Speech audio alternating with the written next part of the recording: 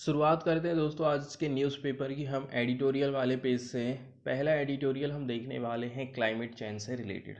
सबसे पहले हम क्लाइमेट चेंज को समझने की कोशिश करेंगे। जैसे कि नाम से ही स्पष्ट है, क्लाइमेट चेंज मतलब क्लाइमेट में आने वाले चेंजेस।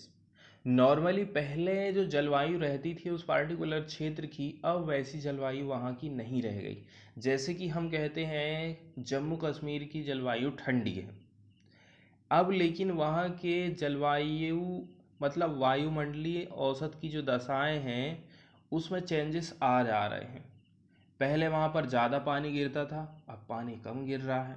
पिछले कई सालों का रिकॉर्ड देखते हैं उसमें, और अब यदि तुलना करें कि अब ऐसा चेंजेस आ गया है तो उसको हम कहेंगे जलवायु परिवर्तन। मौसम और जलवायु में अंतर ये रहता है कि मौसम मतलब है डेली डेली में जो चेंजेस आ रहे हैं वायुमंडल में। जैसे कि आज का मौसम कैसा रहा, तो हम कहते हैं कि आज ठंडा था मौसम।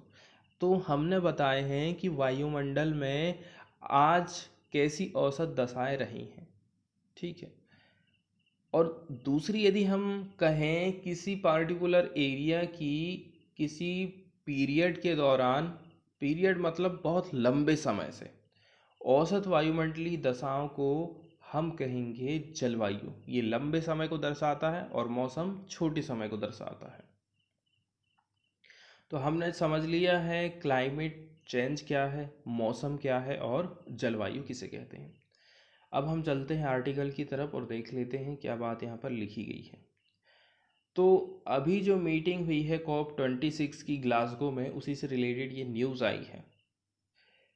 In a surprise move at COP26 in Glasgow, Prime Minister Narendra Modi announced that India will commit to ambitious enhanced climate target and cut in carbon emission in its nationally determined contribution।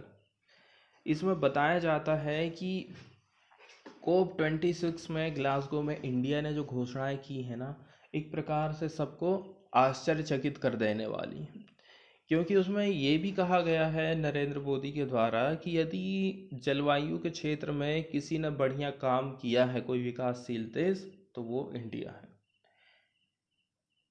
तो कई सारे इसमें घोषणाएं की गई, जैसे कि climate target को हम बढ़ाते हैं, इसके अलावा कटिंग करेंगे हम कार्बन के एमिशन में, ठीक है, किसमें, नेशनली डिटरमाइंड कंट्रीब्यूशन के अंतर्गत। क्या क्या प्रॉमिस किए गए यहाँ पर, फॉसिल फ्यूल एनर्जी कैपेसिटी को हम इंक्रीज करेंगे। फॉसिल फ्यूल मतलब नॉन फॉसिल फ्यूल की हम बात कर रहे हैं, 500 गीगावाट तक। अभी हमारी जितनी भी कैपेसिटी है लगभग 100 के अराउंड में होगी, तो उसको हम बढ़ा करके 500 गीगावाट करने वाले हैं 2030 आते तक। पहले 450 गीगावाट का टारगेट रखे थे, लेकिन अब इसको 500 गीगावाट कर दिया गया है। इसके अलावा यहाँ पर बताया जाता है हम जितनी भी एनर्जी का उत्पादन करेंगे ना, वो उसमें 50% हिस्सा रिन्यूएबल एनर्जी का रहेगा। इसके अलावा 1 बिलियन टन हम जो है इमिशन को कम करेंगे and bring down the economies carbon intensity below 45%। अर्थव्यवस्था में जो हमारी जीडीपी है, जीडीपी में जीडीपी, ठीक है, इसमें बताया गया है कि जीडीपी में कार्बन इंटेंसिटी कितना परसेंट कम कर देंगे हम, 45% कम कर देंगे। जीडीपी में जितना भी कार्बन का जो योगदान है उसको 45% हम कम कर देंगे, ठीक है। कब तक, 2030 तक। और ये जो घोषणाएं कही गई थी ना, इसको नरेंद्र मोदी के द्वारा पंच अमृत का नाम दिया गया था। फाइनली एक बात और मोदी के द्वारा कही गई, वो है नेट जीरो एमिशन बाई 2070। अलग अलग देश जब अपनी अपनी तरफ से घोषणा करने लगे थे कि हम इस पीरियड के दौरान नेट जीरो टारगेट को हासिल कर लेंगे, ब्रिटेन ने कुछ कहा, यूरोपियन यूनियन ने कुछ बोला, अमेरिका ने बोला, इंडिया के ऊपर भी प्रेशर पड़ गया था। तो इंडिया ने 2070 का टारगेट रखा है कि हम 2070 तक नेट जीरो एमिशन को अचीव कर लेंगे। अब ये नेट जीरो एमिशन क्या होता है, नेट जीरो का मतलब ये है कि जितना आपने CO2 का एमिशन किया है, ग्रीन हाउस गैसों को एमिट किया है, उतनी आप उसको एब्जॉर्ब कर ले रहे हैं। ठीक है, तो ये कैसे संभव है? ये बहुत सारी चीज़ों के माध्यम से संभव है। या तो आप अपना जो एमिशन हो रहा है उसको कम कर दो, या फिर आप जो है अपने ग्रीन कवर को बढ़ावा दीजिए। ऐसे बहुत सारी बातें हो सकती हैं जिससे हम नेट जीरो एमिशन प्राप्त कर सकते हैं। इसके अलावा बात करी जाती है, अनाउंसमेंट ऐसे समय में आया है और क्या किया, सरप्राइज, सब लोग आश्चर्यचकित हैं कि India had given no assurance to visiting western climate negotiation before the conference, क्योंकि इसके पहले किसी प्रकार की कमिटमेंट इंडिया के द्वारा नहीं जारी की गई थी, and had not filed update NDCs by the deadline last month. देखो, पहले इंडिया ने घोषणा नहीं करा था, इसका रीजन ये भी था कि नेट जीरो से ना कार्बन इमिशन कम नहीं होने वाला है। कैसे नहीं होने वाला? क्योंकि एक तो आप खुद से घोषणा कर रहे हो, दूसरी बात इसमें आप कार्बन को जो है एमिट जरूर करोगे। कार्बन के एमिशन को लेकर के ना यहाँ पर कोई प्रतिबंध आप लगा नहीं रहे हो, बस इतना ये कर रहे हो कि उतना ही आप प्रोड्यूस करोगे ग्रीन हाउस गैसों को जितना आप सोख सकते हो। लेकिन पेरिस क्लाइमेट चेंज में जो बात बताई गई है कि हमें 1.5 डिग्री से ज़्यादा टेम्परेचर को नहीं बढ़ने देना है, तो इस टारगेट को आप जब तक फॉसिल फ्यूल में कटौती नहीं करोगे तब तक अचीव नहीं कर सकते हो। इसमें ज़्यादा भरोसा करता था इंडिया, और ये कहता था इंडिया कि ये जो नेट ज़ीरो वाली जो बात हो रही है ना, वो लोगों के मन को भटकाती है, टारगेट से भटका रही है। इसके अलावा अभी जो G20 की समिट हुई थी ना, मतलब ग्लासगो की मीटिंग के हम पहले की बात कर रहे हैं, तो इंडिया की तरफ से ये कहा गया था कि हम अभी ऐसी कोई डेडलाइन निर्धारित नहीं कर रहे हैं नेट ज़ीरो की। यहाँ पर नेट ज़ीरो के बारे में बताया जाता है कि ensuring CO2 emission are absorbed by the use of technology and lowering output, तो इसको यहाँ पर नेट ज़ीरो का नाम दिया गया है। तो ऐसी टाइम पीरियड इंडिया ने कोई निर्धारित नहीं किया। ठीक है, बात ऐसी थी कि देखो, unless the developed world committed to funding India's energy transition, India की विकसित देशों को हेल्प करनी होगी। Enabled clean technology transfer on a much higher scale, इसके अलावा उन लोगों को ग्रीन टेक्नोलॉजी इंडिया को देना होगा, तब जाके ही हम ऐसा कुछ कमिटमेंट कर सकते हैं। मिस्टर गोयल ने यहाँ तक ये भी सजेस्ट किया कि India could not switch to non fossil fuel and coal based thermal plant unless it was made a member of the nuclear supplier group where it is being blocked by China and a number of other countries। इसके अलावा India की तरफ से ये बात रखी गई थी कि देखो, mister Goyal even suggested that India could not switch non fossil fuel, India non fossil fuel की तरफ अभी स्विच नहीं करेगा and coal based thermal plant की तरफ जो है एंड करने की तरफ नहीं सोचेगा, unless it was made a member of the nuclear supplier group, जब तक कि हमें आप न्यूक्लियर सप्लायर का ग्रुप नहीं बनाओगे, जिसको कई बार किसके द्वारा, चाइना के द्वारा और ए नंबर ऑफ अदर कंट्रीज के द्वारा हर बार ब्लॉक कर दिया जाता है। इसके अलावा Modi's pledges in 2021 will require an almost immediate shift in the government's priorities if it wishes to meet its first few goals in just 8 years। बताया जाता है कि यदि आपको अपने गोल को हासिल करना है तो गवर्नमेंट को जो है ना इमीडिएट शिफ्ट होना पड़ेगा in the government's priorities.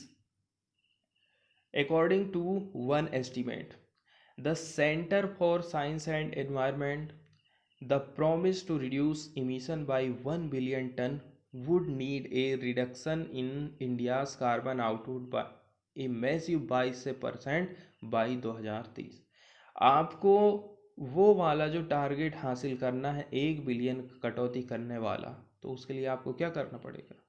Reduction in India's carbon output. Carbon का जो हम आउटपुट कर रहे हैं, उत्सर्जन कर रहे हैं, उसमें बहुत बड़ी मात्रा में 22% की कटौती आपको करना पड़ेगा 2030 आते आते तक। इसके अलावा नेट जीरो का जो टारगेट है ऑफ 2070 इज 2 decades after the global goal 8 mid century and would require the world's other growing economies, including China, to peak emission preferably by 2030 itself. बताया जाता आगे कि India meets about 12% of its electricity needs. ठीक है, मतलब 12% कहाँ से प्राप्त होगा? 12% of its electricity through renewable energy से प्राप्त होती है, and ramping that up to 50% by 2030। इसको हमें कितना परसेंट में बढ़ाना? 50% 2030 आते आते तक। ये भी जो है ना काफ़ी कठिन बात होने वाली है। यदि गवर्नमेंट रियलाइज़ करती है कि मोदी का जो प्रॉमिस है in Glasgow, India will be a global beacon in fighting climate change and ensuring sustainable development, तो आपको जो है कुछ ना कुछ करने की ज़रूरत पड़ेगी, पहले से ज़्यादा मेहनत आपको करना है। इसके अलावा फाइनली फिर वही बात आ जाती है पैसों की लेकर के। देखो, सब देश अपनी अपनी तरफ से घोषणा तो कर सकते हैं, लेकिन जो गरीब देश घोषणा करेंगे ना, तो उनको इसकी कीमत चुकाना पड़ेगा, क्योंकि विकसित देश तो पहले ही बहुत सारा कार्बन उत्सर्जन करके, फॉसिल फ्यूल को यूज़ कर करके बहुत सारा पैसा वो कमा चुके हैं। तो अब उनका कर्तव्य बनता है कि वो गरीब देशों को मदद करें, ताकि यदि वो इस प्रकार की कटौती भी करते हैं तो उसकी भरपाई हो सके। When it comes to climate change, countries must remember they are not in competition with one another, but trying together to outrun the clock. हम आपस में कोई कंपटीशन नहीं कर रहे हैं, हमें सब मिलकर के इस समस्या से निपटना है। आपको इस बात पर ध्यान देना है, जैसे कि अभी कोरोना की कंडीशन से पूरा विश्व बहुत बढ़िया तरीके से लड़ा, ठीक इसी प्रकार से। इसके बाद वाला जो आर्टिकल है वो हम यूएस और इंडिया की टाइज से रिलेटेड देखने वाले हैं। अब देखो, दोनों देश ऐसी कंडीशन में खड़े हैं ना कि दोनों का जो कॉमन उद्देश्य बन गया है। जैसे कि चाइना जो पूरे वर्ल्ड में एक उभरती हुई अर्थव्यवस्था बन रहा है, वो दोनों के लिए ही चिंता की बात है। ठीक है, बहुत ज़्यादा कंपटीशन इन देशों को मिलने वाला है। इसके अलावा अमेरिका और इंडिया क्लाइमेट चेंज को लेकर के एक सी बातें सोचता है, और दोनों ही डेमोक्रेटिक कंट्रीज़ हैं, डेमोक्रेसी को वैल्यू देते हैं। ऐसी कई सारी कॉमन बातें हैं जो हमारे आपसी रिश्ते को बढ़ावा देने का काम करती हैं। ठीक है, यही सब बातें इसमें बताई गई हैं। यहाँ पर शुरुआत की जाती है कि देखो, अभी कोरोना 2021 ख़त्म होने के नज़दीक नज़दीक में है, और कोरोना की समस्या अभी ख़त्म नहीं हुई है। तो still a present danger corona का खतरा है, और दूसरा खतरा है चाइना का, क्योंकि अभी जो है चाइना सुपर पावर के रूप में इमर्जिंग हो रहा है पूरे ग्लोबल स्टेज में। तो viewed by both as a strategic competitor, India and US have a long way to go before they can inspire confidence that this blossoming alliance will endure for the long term. अपना अभी जो alliance बन रहा है वो थोड़े बहुत time के ना हो, लंबे समय के लिए हो। और अभी जो संबंध हैं हमारे, उनका रिजल्ट कैसा होने वाला है उसको तो अभी हम नहीं बता सकते, उसमें टाइम लगेगा। ठीक है, एरिया बताए जाते हैं जहाँ पर कन्वर्जेंस है। तो ये जो कन्वर्जेंस है, सम्मिलन है, वो है मेन पॉइंट दो, एक जलवायु को लेकर के और ट्रेड को लेकर के। तो जो जलवायु है, इससे तो पूरा विश्व प्रभावित हो रहा है, इंडिया और अमेरिका भी इससे प्रभावित होंगे। और जो ट्रेड है, इसको ज़्यादा से ज़्यादा बढ़ाने की ज़रूरत है, ताकि हम जो है चाइना से पे डिपेंड ना रहें, ये हमको ध्यान में रखना है। The first presents at existential threat, जबकि क्योंकि जलवायु का जो खतरा है ना वो एग्जिस्टेंशियल है, while the second is too often dismissed as a secondary consideration, even dispensable in the name of pursuing larger strategic interest. इसके अलावा हम किस प्रकार से सोच सकते हैं, आशा रख सकते हैं, क्योंकि देखो यूएस के जो US special presidential envoy for climate के जो राजदूत है ना जॉन कैरी, वो इंडिया आए थे 2 बार ऑलरेडी। और इंडिया और यूएस जो है कोलैबोरेट कर रहे हैं under the climate and clean energy agenda partnership में। और उस समय भी जब वो आए थे ना तो उन्होंने नेट जीरो एमिशन की बात रखी थी, लेकिन इंडिया ने अपनी तरफ से कोई ऐसा प्रावधान नहीं किया था। इसके अलावा वो जब आए थे तो उन्होंने कहा था कि 450 गीगावाट जो प्रोडक्शन आप करोगे उसमें हम काफ़ी हेल्प करेंगे। इसके पैरेलल में यदि आप देखोगे ना तो कुछ हमें होपफुल साइन मिलते हैं that they are now prioritising bilateral trade relationship by recharting the trade policy forum. इसके अलावा हमें ट्रेड में भी कुछ होपफुल साइन देखने को मिले हैं। Both countries are also taking leading roles articulating their climate concern and commitment. तो एक प्रकार से दोनों ही देश थोड़ा लीड करके आगे बढ़ना चाहते हैं, चाहे वो क्लाइमेट हो चाहे फिर और भी अदर चीज़ हो जिसमें हम कमिटमेंट कर रहे हैं। फिर भी जो अर्लियर साइन ये सजेस्ट करते हैं कि we might be headed for a reply of previous showdowns a COP26 in Glasgow. इसके आगे इंटरलिंक्स की बात करी जाती है कि क्लाइमेट और जो ट्रेड है इंटर रिलेटेड हैं कई सारे वे में यदि आप सोचोगे तो। From commercial dismention of cutting-edge carbon mitigation and adoption products and technology to carbon emission that come with transport of good and human from one country to another। ये आपस में एक दूसरे से जुड़े हुए हैं, ठीक है।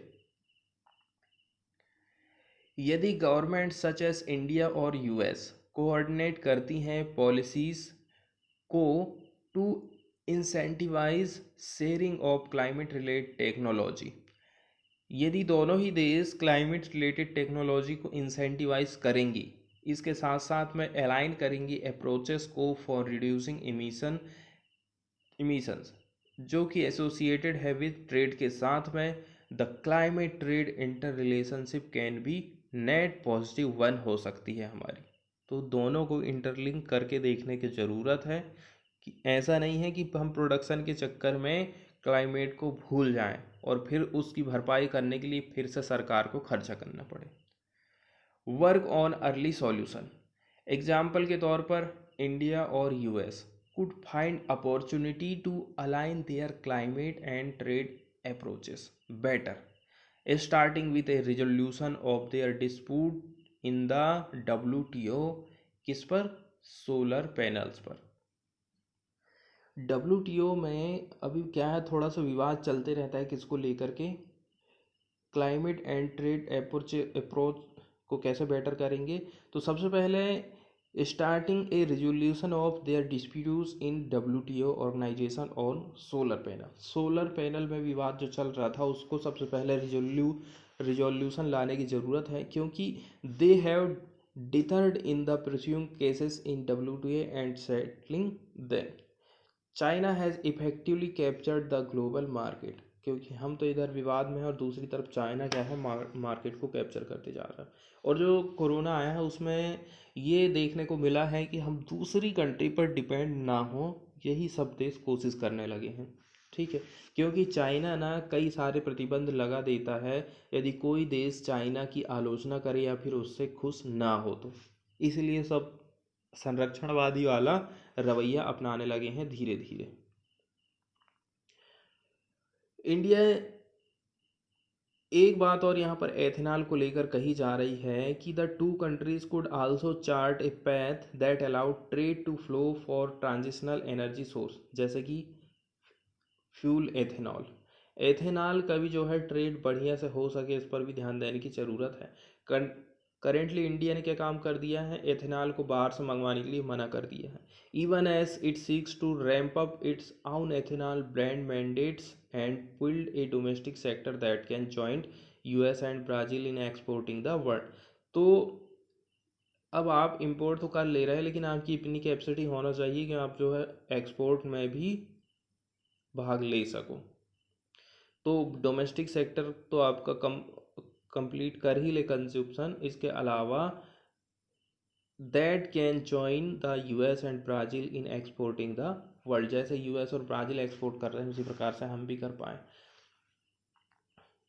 तो बात वही बताई जाती है कि इंसेंटिव को लेकर के हमें ध्यान रखना है। और दूसरी बात, यदि यूएस डिसाइड कर लेता है that imports from India be subject to increase tariff, यदि इंडिया पर इंपोर्ट जो होता है उस पर टैरिफ यूएस लगा देता है, तो इससे जो है काफ़ी रिश्ते प्रभावित होने वाले। India be subject to increase tariff in the form of carbon border adjustment mechanism, या फिर CBAMS, climate inspired trade tension that might even lead to new trade war can hardly पहुंच द स्ट्रेटेजिक पार्टनरशिप। क्या चीज़ है जो कि प्रभावित कर सकती है दोनों देशों को। इसके बाद हम न्यूज़ में चलते हैं और न्यूज़ देख लेते हैं। ओवरऑल बात करी जाती है ग्लासगो के COP26 की मीटिंग को लेकर के। वर्ल्ड के जितने भी जो लीडर हैं ना, वो तैयार हो गए हैं फॉरेस्ट को सेव करने के लिए, कट मीथेन के इमिशन को, ऐसा इसमें न्यूज़ में बताया जाता है। 90 जो देश हैं उन्होंने ज्वाइन कर लिया है US EU प्लान को। 8 COP26, इंडिया चाइना रसिया जो है इस पर साइन करने के लिए बाकी हैं। Leader at COP26 global climate conference in Glasgow have pledge to stop deforestation. ठीक है, डिफोरेस्टेशन को रोकना है by end of the decade. ये जो डिकेड, ये जो दशक ख़त्म होगा तब तक डिफोरेस्टेशन को हमको कैसे भी करके रोकना है। और इमिशन को स्लैश करना है ऑफ ग्रीन हाउस गैसेस जैसे कि मीथेन, जिससे हेल्प हो सके क्लाइमेट चेंज जो आ रहा है उसमें हम वो धीरे धीरे। इसमें और बताया जाता है the inability of major power so far agree more broadly on rapid reduction in the use of fossil fuel. अब जो देश विकसित हैं उनको तेज़ी के साथ में अपने कार्बन इमिशन को कम करना है। The main cause of man made global warming, सबसे बड़ा कारण है, has upset the poorer smaller country likely to suffer its worst effect. सबसे ज़्यादा गरीब देश ही इससे प्रभावित हो रहे हैं क्लाइमेट चेंज से, क्योंकि अमीरों के पास तो पैसा है, वो कोई ना कोई उपाय करके उसकी भरपाई कर लेंगे, लेकिन गरीब देश इसकी मार नहीं झेल पाएंगे। जैसे कि एग्जाम्पल यहाँ पर दिया जाता है पलाऊ का। ठीक है, वहाँ के प्रेसिडेंट हैं, तो ये पैसिफिक स्टेट है, ये 500 लो लो लाइंग आइलैंड हैं under threat from rising sea level. इसमें बताया जाता है कि 500 ऐसे लो एरिया के आइलैंड है जो कि सी लेवल बढ़ने से डूब जाने का खतरा है उनको। Told the leader of G20 industrial power in the speech, we are drowning and our only hope is life ring you are holding. इसके अलावा 90 कंट्रीज़ ने साइन ज्वाइन कर लिया है US and UE led effort को, जो कि slash करता है इमिशन मीथेन का इमिशन 30% कब तक, 2030 तक, फ्रॉम 2020 के लेवल से। इस सीनियर बाइडेन एडमिनिस्ट्रेशन ऑफिशियल ने कहा है ahead of formal announcement on the Tuesday. Global methane में जो कटिंग वाली बात है वो पहली बार अनाउंस की गई थी सितंबर में। Now cover emission from 2/3 of global economy according to the US official. तो जो जो इस पर साइन किए हैं उनमें से जो ब्राज़ील है, one of the 5 biggest emitter है of methane, which is generated in cows digestive system in landfill waste and landfill में जो पड़ा कचरा उससे, ठीक है, काऊ का जो डाइजेस्टिव सिस्टम रहता है उससे, and in oil and gas production से। 3 अदर कंट्री है, चाइना, रसिया और इंडिया, इन्होंने अभी इसको कोई साइन नहीं किया है, और ऑस्ट्रेलिया ने कहा है कि इसका जो है समर्थन नहीं करेंगे। इसके अलावा 19 बिलियन डॉलर का पैसा फंड या फिर कह सकते हैं सहायता फॉर फॉरेस्ट। 2020 में क्या होता है, वर्ल्ड ने लॉस्ट किया है 2,58,000 वर्ग किलोमीटर का forest according to the global forest watch. The conservation charity WWF ने एस्टिमेट लगाया है कि 27 football field of the forest are lost every minute. 27 football के मैदान के बराबर फॉरेस्ट का एरिया हर मिनट में ख़त्म हो रहा है, WWF की एक रिपोर्ट कहती है। Over 100 national leader pledge to halt and reverse deforestation and land degradation by the end of decade. तो इसी से निपटने के लिए पूरे विश्व के नेता आगे आए हैं। वो डिफॉरेस्टेशन को कम करना चाहते हैं और जो लैंड डिग्रेड हो रहा है, बंजर हो जा रही है भूमि, उसको रोकने के चक्कर में है इस दशक तक। Underpinned by 19 billion dollar in public and private fund to invest in protecting and restoring forest. इतने फंड की बात की जा रही है जो कि हेल्प करेगा हमें। The arrangement expand a commitment by 40 country as a part of 2014 New York declaration of forest. इसके अलावा बताया जाता है कि जो COP26 है ना, इसका लक्ष्य है ग्लोबल वार्मिंग को कितना बनाए रखना, हमको टेम्परेचर को 1.5 डिग्री सेल्सियस से ऊपर रखने का लक्ष्य रखा गया है, जिससे हीट वेव, सूखा, बाढ़ और जो तटीय क्षति होती है ना, उसको हम टाल सकें। इसके अलावा अभी जो समझौता हुआ है, इसमें 12 देशों ने 2021 से 2025 के बीच, यदि आप फॉरेस्ट को बचाते हो, ठीक है, भूमि को डिग्रेड होने से बचाते हो, तो इसके लिए इन लोगों ने 12 अरब डॉलर गरीब देशों को प्रोवाइड करने का घोषणा किया है। इसके अलावा बात यहाँ पर कही जाती है क्लाइमेट फाइनेंस की, ठीक है। Climate finance can continue at level decided in 2009 में यदि आपने 10 रुपये खर्च करने की बात कही थी, तो 2021 में आप ये नहीं कह सकते कि 10 ही रुपये खर्च करने की ज़रूरत है, इसको बढ़ाने की ज़रूरत है। एटलीस्ट $1 ट्रिलियन इंडिया का कहना है मीटिंग ऑफ डेवलपिंग कंट्रीज़ में। इसके अलावा इसमें बताया जाता है इंडिया जो है स्मॉल आइलैंड की हेल्प कैसे करके करेगा। इंडिया ने लॉन्च किया है न्यू इनिशिएटिव जिसका नाम है infrastructure for resilient island state for developing the infrastructure of small island, ठीक है। ये इसका नाम है infrastructure for resilient island state for developing the infrastructure of small island nation, जो कि वल्नरेबल है क्लाइमेट चेंज को लेकर के। तो इंफ्रास्ट्रक्चर में मेन यहाँ पर फोकस किया जाएगा, उनकी हेल्प की जाएगी। इसके अलावा वन सोलर ग्रिड का अनाउंसमेंट किया गया है। One sun one world one grid group and India UK initiative है जो कि टैप करती है सोलर एनर्जी को और have it travel seamlessly across the border. इसके बाद वाली न्यूज़ हम देखने वाले हैं मनरेगा से रिलेटेड, जिसकी शुरुआत होती है 2006 को। 2 फरवरी 2006 को आंध्र प्रदेश के बांदावली डिस्ट्रिक्ट के अनंतपुर विलेज से इसकी शुरुआत हुई थी, जिसके तहत 1 साल में 100 दिन का रोजगार प्रोवाइड किया जाता है। 15 दिन के अंदर यदि आपको काम नहीं दे पाती है सरकार, तो उसके लिए आपको भत्ता मिलेगा, ठीक है। महिलाओं को आपको इसमें आरक्षण देना है 33%। पैसे की यदि फंडिंग की बात करें तो 90 और 10 के अनुपात में पैसे का वितरण किया जाता है, मतलब 90 रुपये केंद्र सरकार और 10 रुपये राज्य सरकार इसमें लगाएगी।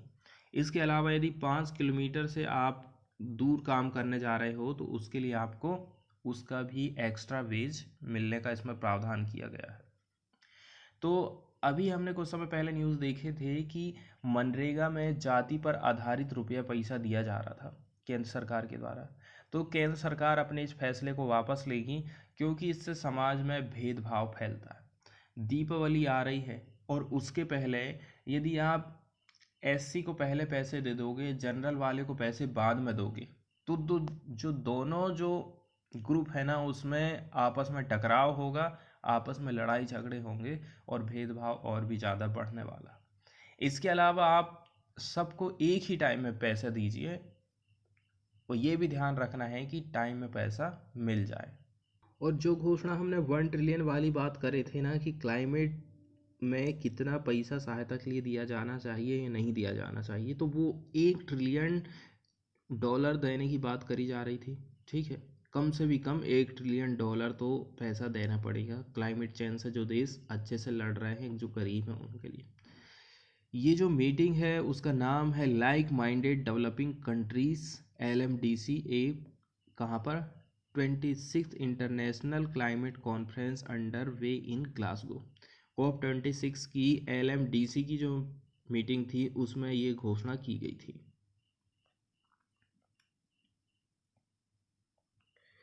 इसके बाद वाली जो न्यूज़ है वो इंडिया ने जो कमिटमेंट किया है ना उससे लेकर के है, उसको लेकर के एक्सपर्ट लोग क्या सोचते हैं। इंडिया का जो क्लाइमेट कमिटमेंट है वो बहुत साहसिक है, बोल्ड है, लेकिन meeting them will be a challenge, ऐसा एक्सपर्ट लोगों का कहना है। उसको पाना इतना आसान नहीं होगा। The scenario will become clear only when the country spell out how it plan to go about achieving its target। तो इसको आपको क्लियर करना पड़ेगा कि कब तक और कैसे करके आप इसको अचीव कर पा रहे हैं।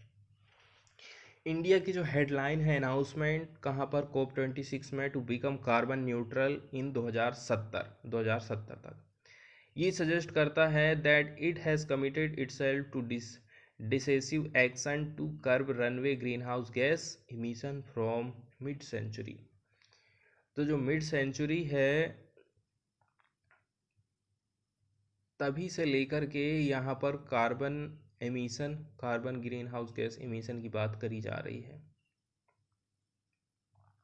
एक्सपर्ट लोगों को कहना है कि much will become clear only after India submit it's updated nationally determined contribution. ये कब संभव है? जब हम NDC को क्या कर दें? Submit it's updated national determined contribution. इसके बाद फिर से इंडिया ने जो जो कमिटमेंट किए हैं उनके बारे में बात बताई जाती है, जैसे कि 2030 तक 500 गीगावाट रिन्यूएबल एनर्जी हम प्रोड्यूस करेंगे। ठीक है, और एनर्जी का 50% हिस्सा जो है रिन्यूएबल एनर्जी से आएगा 2030 तक। इसके अलावा 1 बिलियन टन हम एमिशन को कम करेंगे 2030 तक, and reduce the carbon intensity of its economy to less than 45%। 45% कम करेंगे हम योगदान GDP में कार्बन इमिशन का, और नेट जीरो को जो 2070 तक अचीव कर लेंगे। लेकिन एक बात है जो यहाँ पर नहीं बताई गई है, वो है पीक ईयर। पीक ईयर मतलब इस ईयर तक बहुत ज़्यादा कार्बन का एमिशन होगा, लास्ट होगा वो पॉइंट, और उसके बाद धीरे धीरे कम होने लगेगा। ऐसा कोई अभी निर्धारित नहीं किया गया है। इसके अलावा बात बताई जाती है मार्च 2021 की स्टडी, किसके द्वारा? Vaibhav Chaturvedi at council for energy. तो environment and water suggested that 2070 net zero year and peaking year 2040 मान लो आप। India would have to reduce the emission intensity, emission per unit GDP by 85%। ठीक है, इमिशन को 85% आपको करना पड़ेगा। It has so far reduce it to 24% from 2005 के लेवल से।